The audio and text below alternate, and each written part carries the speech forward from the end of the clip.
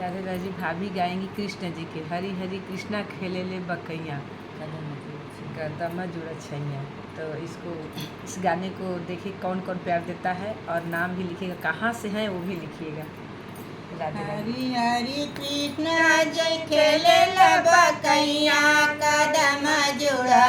छैया ए हरी हरी कृष्ण जी खेले ले बकैया कदम जुड़ा छैया ए सोने की थाली में जेवाना बनवलो रामा सोने की थाली में जेवाना बनवले रामा हरे रामा जेवना न जेवेला कन्हैया खेलेला मोरे अंगना ये हरी हरी जेवनो न जे कन्हैया खेलेला मोरा अंगना ये हरी हरी कृष्ण जी खेलेला बकैया कदम जुड़ा छैया ए हरी हरी कृष्ण खेलेला बकैया खेलेला मोरे अंगना ए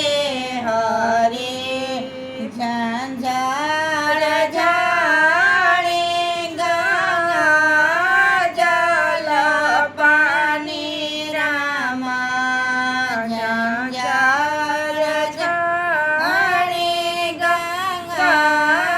जल पानी रामा अरे रामा पनिया न पिएला कन्हैया खेलेला मोरे अंगना ए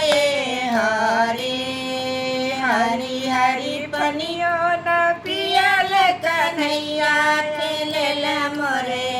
अंगना ए हरी कृष्ण खेलेला मोरे अंगना के खेलेला बकैया ए फूला हजारी कैसे जिया लगले रामा फूला हजारी कैसे जिया लगले रामा अरे रामा से जिया न सोवेला कन्हैया खेलेला मोरे अंगना ए हरे रामा कृष्ण जी खेलेला बकैया चलेला मोरे अंगना ए हरे कृष्ण खेलेला मोरे अंगना चलेला बकैया ए राधे राधे।